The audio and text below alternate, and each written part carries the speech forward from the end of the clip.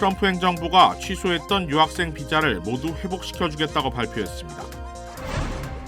오늘 오전 할리우드 지역에서 뺑소니 사고를 일으킨 차량과 경찰 간의 추격전이 벌어져 운전자가 체포됐습니다.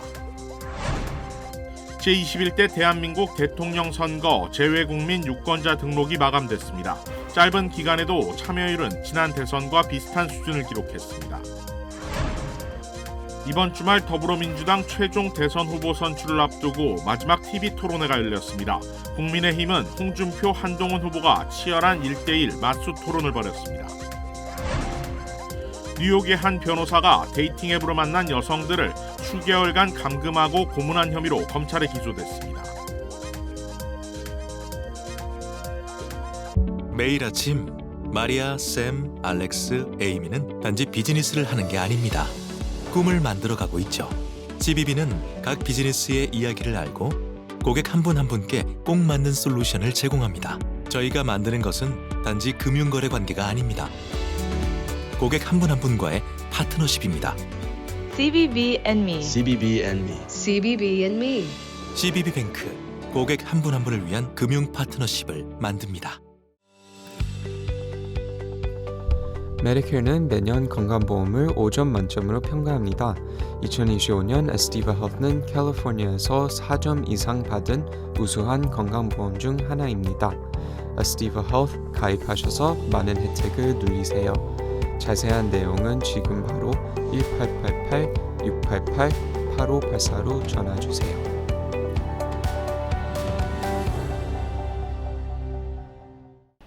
시청자 여러분 안녕하십니까? KBS 아메리카 뉴스입니다.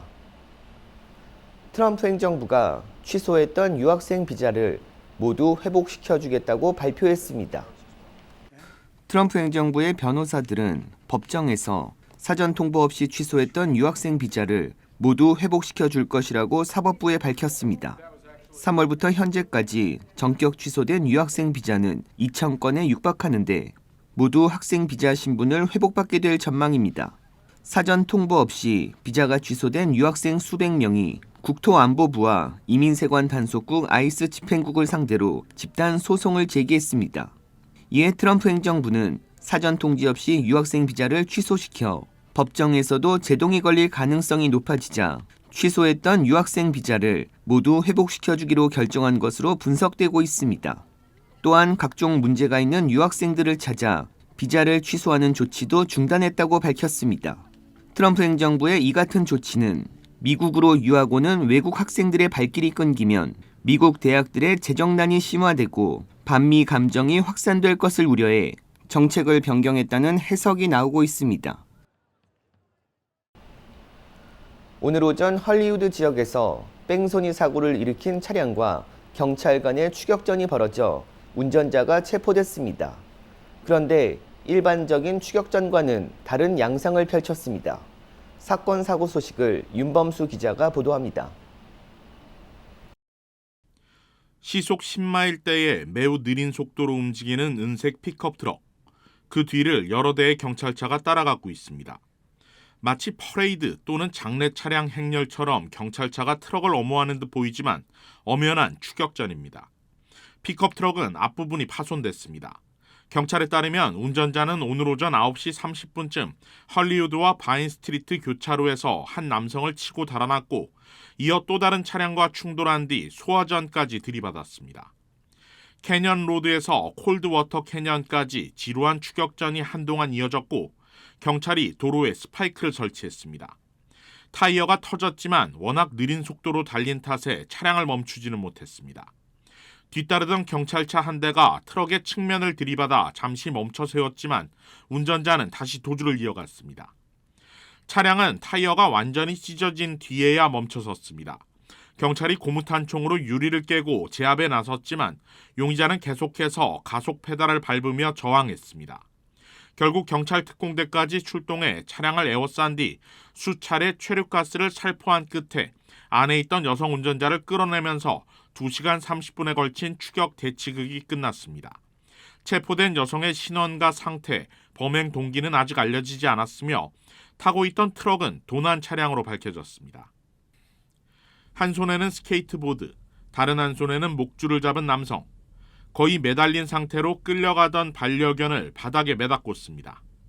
거칠게 목줄로 잡아 끌더니 발로 가격한 뒤 다시 반려견을 매단 채 화면에서 사라집니다. 영상이 소셜미디어에 확산되면서 공분이 일었고 다음 날 용의자가 체포됐습니다. 28살의 알렉산더 쿠에바는 현재 동물학대 중범죄 혐의로 기소돼 구금됐으며 다음 주 월요일 재판을 앞두고 있습니다. 해당 반려견은 동물보호소로 옮겨졌으며 현재 입양을 기다리고 있습니다. LA 카운티 검찰은 이번 사건이 이달 들어 두 번째 반려견 폭행학대 기소 사례라고 설명했습니다. 앞서 지난주에는 LA 다운타운의 한 아파트 복도에서 자신의 반려견을 폭행한 40대 남성이 체포 기소된 바 있습니다. KBS 뉴스 윤범수입니다. 어제 자정을 기해 제21대 대한민국 대통령 선거 재외국민 유권자 등록이 마감됐습니다. 보궐선거 특성상 단 21일의 기간만 주어졌는데 참여율은 지난 대선과 비슷한 수준을 기록했습니다. 이우수 기자가 취재했습니다. 제21대 대통령 선거에 관련된 재외국민 유권자 등록에 주어진 시간은 지난 4일부터 어제까지 단 21일. 보궐선거 특성상 등록 기간이 짧아 재외국민 유권자들의 자발적인 동참이 절실했습니다. 임기 만료 선거의 경우에는 신고 신청 기간이 90일이고 홍보 기간도 깁니다. 다만 이번 선거의 경우 고리 선거로 인해서 신고 신청 기간도 21일밖에 없고 그러다 보니까 홍보할 수 있는 기간이 많지 않습니다. 재외국민 유권자 등록이 어제 자정 공식 마감됐습니다. 짧은 기간이었지만 유권자 등록률은 임기 만료 선거와 크게 차이나지 않은 것으로 나타났습니다. LA 총영사관은 어제 자정까지 집계된 제21대 대통령 선거 신규 등록자는 모두 8,405명으로 영구명부 등재자 2,130명을 더할 경우 모두 1,535명이 유권자 등록 절차를 마무리했다고 오늘 발표했습니다. 이는 지난 20대 대선 당시 집계된 1,780명과 비교해 245명밖에 차이나지 않는 숫자로 짧은 등록 기간 대비 높은 등록률을 기록했다는 분석입니다. 유권자 등록 기간이 평소보다 짧아 홍보가 제대로 이루어지지 못한 것은 아쉬움으로 남았습니다. 많이 줄어들 줄 알았는데 많이 관심 가져주시고 많이 신청해 주셔 인터넷으로 많이 신청해 주셔서 많이 놀랐습니다. LA 총영사관은 재외선거가 시작되는 다음 달 20일까지 재외선거인 명부를 확정하고 투표 기간 동안 운영될 추가 투표소 장소를 결정하게 됩니다. 투표 장비에 관련된 점검이 이루어지고 기표소가 설치되는 작업도 진행될 예정입니다. 제21대 대통령 재외선거는 다음 달 20일부터 25일까지 6일 동안 LA 총영사관에서 진행되며 LA 총영사관 관할 지역에 설치될 추가 투표소는 다음 달 22일부터 24일까지 3일 동안 운영될 예정입니다. 투표 참여 가능 시간은 오전 8시부터 오후 5시까지입니다. KBS 뉴스 이우수입니다. 더불어민주당 대선 후보들은 경제 회복과 에너지 정책 관련 등 각자의 구상을 밝혔습니다. 방준환 기자가 보도합니다. 민주당 대선 경선 후보들은 위기의 한국 경제를 살리겠다며 다양한 해법을 내놨습니다. 이재명 후보는 양극화 문제 해결을 강조했습니다. 새로운 산업 영역을 개발하고 발전시켜서 그 영역에서는 기회도 공정하게, 결과도 공정하게 나누는 방식으로 김경수, 김동연 후보는 최대 50조 규모의 추경 필요성을 강조했습니다. 12조 추경은 너무 적습니다. 자영업자, 소상공인, 중소기업 살리고 또 미래 우리 성장 동력에 투자하는 IMF나 코로나 때보다도 더 힘들게 어려움을 겪고 있는 현장에 있는 우리 민생 경제를 회복할 수 있는 그런 추경이 검찰을 두고선 개혁이 필요하다며 한 목소리를 냈습니다. 문재인 전 대통령에 대한 어처구니 없는 기소까지 수사권을 맡겨놔도 될 것인가 하는 수사를 기소하기 위해서 할 수 없게 그런 시스템 이제는 정말 끝내야 되더라고요. 기소청으로 만드는 것으로 했고 검사들에 대한 이 소프트웨어 개혁까지도 원전 정책을 두고선 온도차를 보였습니다. 원전의 추가 건설은 하지 않아야 한다고 생각을 하고 이 원전을 감축하는 속도를 그대로 갈 거냐 말 거냐 이 문제지. 일방적인 탈원전 또는 원전 중심 이렇게 하긴 그렇고 적절한 조정, 즉 에너지 믹스가 필요하겠다. 서로 사회 통합과 관련해 이재명 후보는 정치 보복은 결코 안 된다고 했고 김경수 후보는 내란 세력에 대한 처벌과는 구분해야 한다고 밝혔습니다. 김동연 후보는 개헌을 통해 정치권의 승자 독식 제도부터 바꿔야 한다고 말했습니다. KBS 뉴스 방준원입니다. 국민의힘은 1대1 맞수 토론을 진행했는데요. 한동훈, 홍준표 후보가 치열한 공방을 벌였습니다. 이윤우 기자가 보도합니다. 토론 시작부터 비상계엄과 탄핵의 책임을 놓고 맞붙었습니다. 대통령 간족되고 사사건 건 시비 거는 당대표를 두고 대통령이 참을 수 있었겠습니까? 홍준표 후보처럼 대통령 옆에서 아부하면서 대통령 기분 맞췄던 사람들이 계엄할 책임이 있습니다. 이른바 명태균 연루 의혹부터 또 여론조사 결과를 홍 후보님 측에서 받은 사실은 없습니까? 그건 난 모르죠. 우리 캠프에서는 관련이 없으니까. 당원 게시판 논란 등을 거론하며 치고받았습니다. 비난글 쓴 게 한우의 가족인가 아닌가? 익명에 보장돼서 자유로운 의견을 게시하는 거예요. 왜 말 못해요? 내 가족 아니다 이러면 끝나잖아요. 상대의 당대표 시절 선거 결과를 나란히 비판했고 역대급 참패. 192대 108이라는 숫자는 역대 지선의 최악 결과를 맞으셨죠? 토론 태도, 말실수도 지적했습니다. 참 저렇게 하니까 김문수 선배가 당했다고 내 생각이 드는데 그게 깐족되는 겁니다. 그러지 않으셨으면 좋겠어요. 여 기자에게 너 맞는 수가 있다 이런 말씀하신 적 있어요? 그 참 많이 찾았네. 내가 30년 정치하면서 너무 많아서 못 찾겠는데 제가 몇 가지 꼽은 겁니다. 한덕수 대행과의 단일화엔 긍정적인 입장을. 한덕수 후보뿐만 아니라 전부 빅텐트를 만들어야 되겠죠. 이기는 선택을 할 것이고요. 그걸 위해서 경선 이후에 여러 상황에 대처할 겁니다. 윤 전 대통령 탈당은 본인 판단에 맡겨야 한다는 데도 공감했습니다. 이틀간 맞수 토론을 마친 국민의힘은 오늘 2차 경선 진출자 모두 참여하는 4자 토론회를 진행합니다. KBS 뉴스 이윤우입니다. 한미 양국은 7월 말까지 관세 협상을 끝내기로 협의했습니다. 자세한 소식을 정재우 기자가 전합니다. 지난해 말 한화오션이 인수한 미국 필라델피아 조선소 최신 기술로 생산 역량을 끌어올리고 있습니다. HD 현대중공업은 미국 최대 방산조선사와 기술 협력을 통해 각종 노하우를 전수하기로 했습니다. 우리에겐 시장 확대, 조선업 부활을 노리는 미국에겐 큰 선물입니다. 조선 경쟁력이 우수하고 동맹 관계인 한국 조선사의 투자 유치는 이러한 미국 조선업 부흥에 있어서 도움이 될 것으로. 이런 조선업 협력 가능성에 미국이 큰 관심을 보였다는 게 정부 설명입니다. 미국이 한국에 가진 무역 적자에 대한 불만도 조선업 협력으로 보완하겠다고 설득했다는 겁니다. 이 지렛대로 큰 문제가 되고 있는 자동차의 관세 면제 필요성을 설명했습니다. 관세에 대한 면제와 예외가 필요하다는 입장을 전달하였습니다. 부정적 효과가 가장 큰 자동차 분야에 대해 중점 설명하였습니다.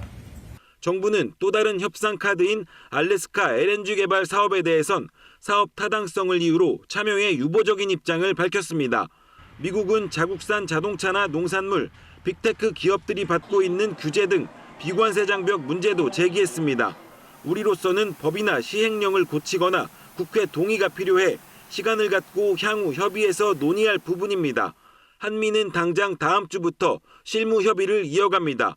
이어 다음 달 그리어 미국 무역대표부 대표 방한 때 추가 고위급 협의를 통해 구체적인 협상안 윤곽을 잡을 방침입니다. KBS 뉴스 정재우입니다. 뉴욕의 한 변호사가 데이팅 앱으로 만난 여성들을 수개월간 감금, 고문한 혐의로 검찰에 기소됐습니다. KBTV 김은지 기자입니다. 맨해튼 검찰에 따르면 43세 변호사 라이언 햄필은 최소 6명의 여성을 상대로 수년간 심각한 폭행과 성적 학대 및 고문을 저질렀다는 혐의로 기소됐습니다. 피해자들은 대부분 데이팅 앱을 통해 만난 것으로 알려졌으며 햄필은 술자리나 SNS를 통해 피해자들에게 접근했고 음료에 약물을 섞어 의식을 잃게 만든 뒤 결박하거나 위협해 성폭행과 촬영까지 감행한 것으로 드러났습니다. 검찰은 햄필이 최소 6명의 여성에게 반복적이고 계획적인 방식으로 잔혹한 범죄를 저질렀다며 범행 도구로는 수갑, 밧줄, 진정제, 칼, 총기까지 사용했다고 밝혔습니다. 햄필은 자신의 맨해튼 아파트를 고문실로 이용하며 피해자들에게 전기 충격기와 소형 전기 목줄을 사용하고 물고문을 가하는 등 극심한 학대를 저질렀습니다. 또 피해자들의 과거 트라우마를 재현하거나 조롱하며 심리적 고통을 가중시켰고 일부 피해자들에게는 허위의 합의서를 강요하거나 금전으로 입막음을 시도한 정황도 드러났습니다. 범행 과정이 담긴 영상과 사진은 클라우드에 저장돼 있었으며 일부는 파일명을 피해자의 이름으로 명명해 조직적으로 관리하고 있었습니다. 그는 강간, 1급 성폭행, 고문, 약물 투약, 납치, 무기 불법 소지, 디지털 증거 조작, 증인 매수 등을 포함해 총 116건의 중범죄 혐의로 기소됐습니다. 검찰은 햄필이 자신의 권력을 악용해 피해 여성들에게 침묵을 강요했으며 체포 후에도 모든 것이 합의였다며 혐의를 부인하고 있다고 밝혔습니다. 현재 그는 구금 상태로 그의 변호인은 재판을 통해 무죄를 입증하겠다는 입장입니다. 향후 유죄 판결 시 그에게는 최대 종신형까지 선고될 수 있습니다. 햄필은 콜롬비아 로스쿨을 졸업한 엘리트로 한때 맨해튼 소재 대형 로펌에서 금융법 전문 변호사로 활동했던 인물입니다. 그는 소셜미디어상에서 자신을 진보적 변호사, 여성인권 지지자로 포장해왔지만 그 이면엔 잔혹한 범죄 행각이 숨겨져 있었습니다. 맨해튼 지방검사는 피해자들의 용기 있는 진술 덕분에 진실이 드러났다고 전했고 경찰은 6명 외에도 추가 피해자가 있을 것으로 보고 수사를 확대하고 있습니다. KBTV 뉴스 김은지입니다. LA시가 AI 카메라를 활용해 한인타운 버스 전용 차선 불법 주정차 단속을 벌인 결과 2달 만에 벌금 티켓 발부가 급증했습니다. LA시는 지난 2월 17일부터 한인타운 윌셔 블루버드를 시작으로 라브레아 애비뉴로 확대된 인공지능 AI 카메라를 활용한 버스 전용 차선과 불법 주정차 단속을 벌인 지 2달 만에 15,000건 이상의 벌금 티켓이 발부됐다고 밝혔습니다. LA시 교통국에 따르면 이 규정이 시행된 지난 2월 17일부터 3월 17일까지 한 달간 버스 전용 차선과 버스 정류장 앞 불법 주정차로 적발된 단속 사례로 5,522개의 벌금 티켓이 발부됐고 3월 18일부터 지난 17일까지 9,774개의 벌금 티켓이 발부됐습니다. 2달 만에 발부된 벌금 티켓이 무려 15,296개나 되는데 인공지능 AI 카메라 도입 전 경찰이 담당할 때는 발부된 벌금 티켓이 월 평균 570건이었습니다. 인공지능 AI 카메라 불법 주정차 단속은 카메라 증거와 경찰이 이중으로 확인하는 체계입니다.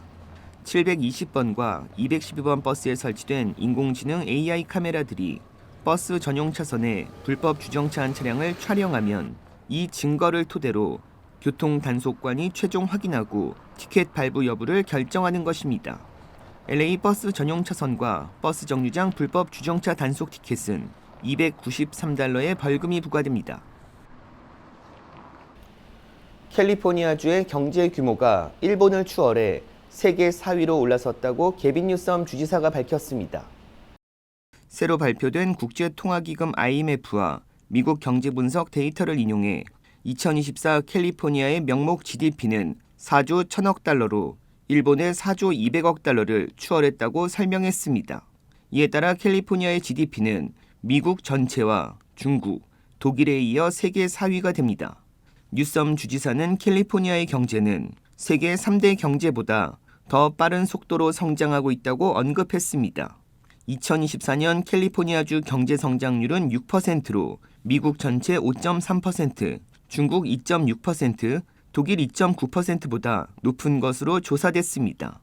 인구 4천만 명의 캘리포니아주에는 세계 테크 산업의 중심지인 샌프란시스코와 세계 엔터테인먼트 산업의 중심지인 LA가 있고 농업 생산 규모도 미국에서 가장 큽니다. 또한 제조업체 3만 6천여 개가 주민 110만 명을 고용하고 있는 등 미 제조업의 중심이기도 하다고 뉴섬 주지사는 설명했습니다. 캘리포니아주가 연방정부에 보내는 돈은 연방정부로부터 받는 돈보다 $830억 많습니다.